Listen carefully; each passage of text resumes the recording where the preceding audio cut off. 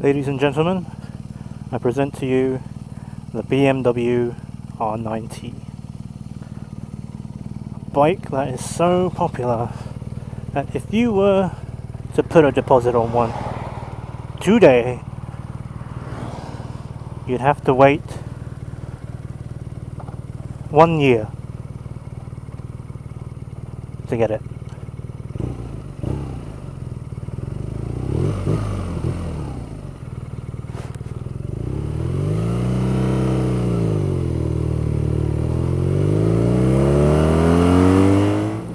So riding this bike presents two new things to me.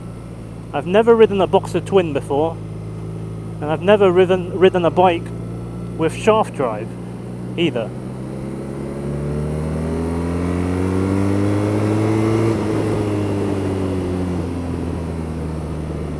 It's got bags of torque, I'll tell you that much. I'll give you a few numbers. 110 brake horsepower claimed, a wet weight of around 220 kilograms. I don't know where the weight is because I certainly don't feel it. Now this bike is bog standard, no aftermarket bits on it at all. I'm not wearing earplugs and even the stock exhausts sounds very good.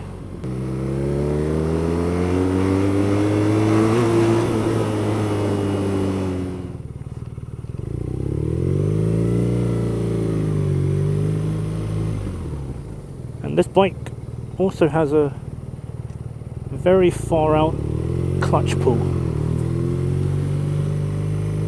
which takes a bit of getting used to.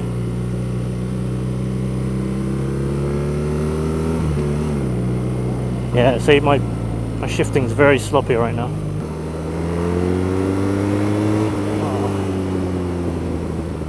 The brakes on this bike are very good. Brembos, no less. You can feel it. Very good feel. Only 2 fingers needed, like on my Ninja. The suspension is quite sporty, which is interesting because maybe that contributes towards the raw image of this bike. A hark back to the old days. I mean, this is defined as a modern retro classic naked type bike, and with a bit of sporting pedigree, you know. I can feel all the bumps on the road. It's not too particularly firm, but not too soft either. Yeah, if I'm chucking it around a bend, it feels quite planted. I mean, I'm by no means a suspension expert, but it feels good. I think that's the important part. It feels good.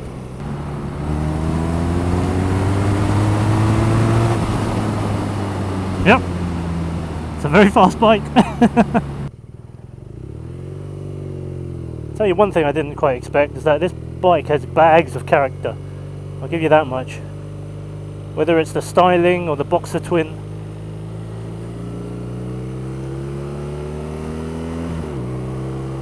You feel good riding this bike. And isn't that what motorcycles are for? Just to make you feel good. This is a well-rounded motorcycle. And I wouldn't mind owning it as a second bike, I think. There's 2 things that are putting me off buying a motorcycle like this, or at least specifically this bike. One is the price. The list price is £11,600, which is not cheap. I'm going to lump it into the same category as the Honda CB1100, and that can be had for under 10 grand. If this was at a similar price point, easy. I could put a deposit on it easy, so easily. But because it's that bit more, it costs that bit of a premium to own this bike. You know, you got to think. And not only that, but there is a 1 year waiting list for this motorcycle. 1 year. You know, I don't even know if I would still want the bike this time next year. A lot of things can happen in a year, you know. But it hasn't stopped other people, not one bit. The reason for that waiting list is because this bike has been selling like hotcakes. I'm kind of paraphrasing my dealer here, but he basically said that he sold the entire quota that he needed to sell of this bike for 2014 before the 2014 quota even started. That's how popular this bike is right now. People are just throwing money at BMW for this bike, and they're buying it blind. You gotta hand it to BMW for making such a beautiful machine with top-notch components that sells itself. And I can tell you right now, riding the bike, I can see why. This bike is easy to live with, it's sporty, it's nimble, it looks great, it sounds great, it has all the right bits, but it does cost a pretty penny. But as I'm riding this right now, it feels very special. I've got a grin on my face, although it's not the sort of S1000R scaring the crap out of me grin. It's the very sort of, oh, this is very pleasant, this is a very nice experience, you know? I could easily just jump on this bike and just go, basically, that's it. It's comfortable, the seat is low, the seat is comfortable as well, it's got a good amount of cushioning in it. As for wind blast, well, it is a naked motorcycle, no wind protection. Wind blast, well, let's find out.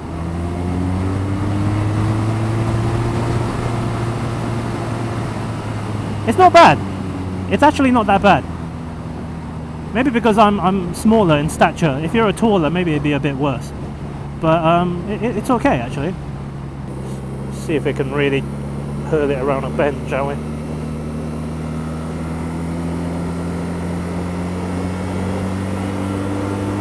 Yep, sure can. And then you can dial it back down, and it's sedate. It's comfy. It's relaxed. Mild-mannered. Mature. Are these the type of words that appeal to you right now, young sir or madame? I am enjoying this bike. I have to say. I've always liked that kind of retro classic motorcycle, you know, the Bonnevilles, the Thruxtons, the new CB1100 from Honda, you know, those kind of motorcycles. I'll tell you one thing, if this ever comes up on the used market, I wouldn't mind snapping one up, not one bit. Bags of torque.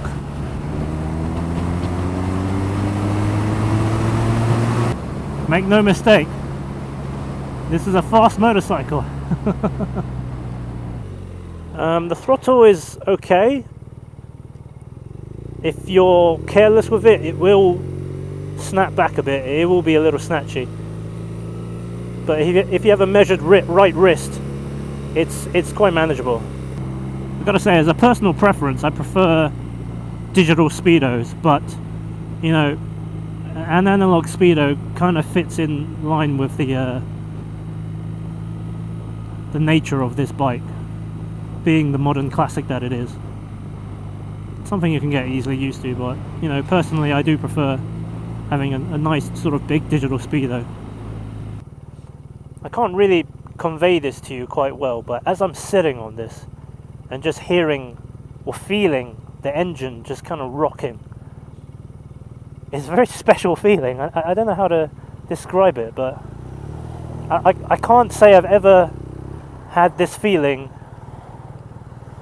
if I'm riding, say, my Ninja or the ER6 or the Triumph Street Triple. You kind of get the feeling that you're riding something more than just your average motorcycle. I don't know, maybe I'm talking a load of rubbish. I don't know. Around town, this bike is pretty pleasant, if I'm honest. I'd have no problems commuting on this motorcycle either. Especially I've never filtered on a bike with such, you know, such a wide bit of engine. I think that's an interesting feeling as well, riding this motorcycle with a boxer engine. Is that? I'm sure like the boxer experts will be like, no Sherlock, but a bit of engine that sticks out, you know, it gives you a bit of wind protection. I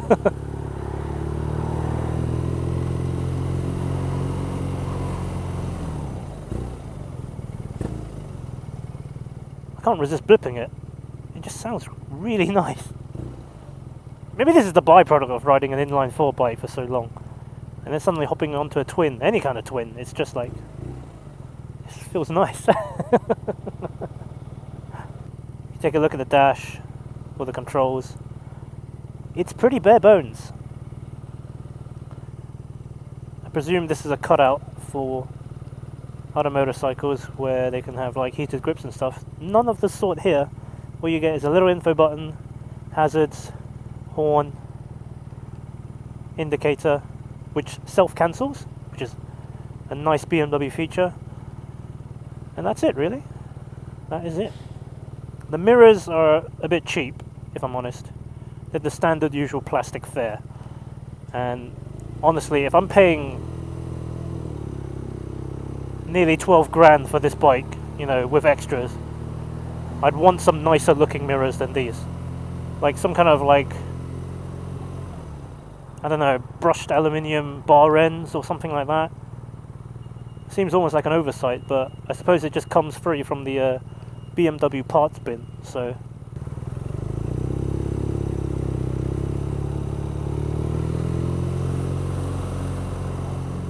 Bit of light filtering work. It's nice to put a bike through all kinds of paces of riding on the road. Not just chucking it down B roads, bit of town work, bit of filtering. And this bike is very versatile. It's a very pleasant motorcycle. I can't stress this word enough. It's pleasant. It's a nice place to be.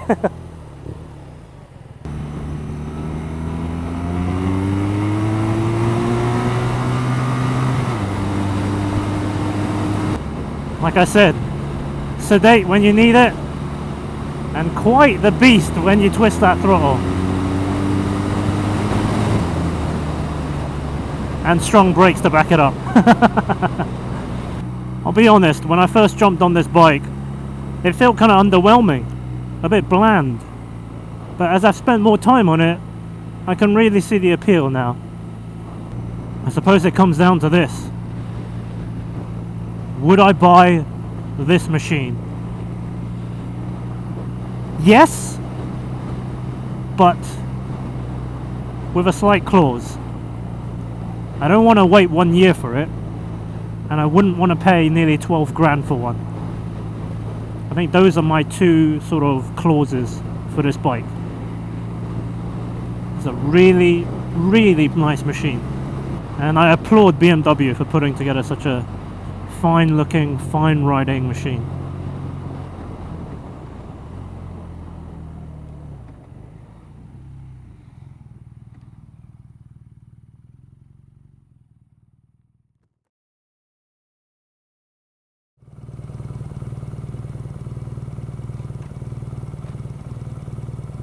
Neutral, nope. Neutral, nope. There we go.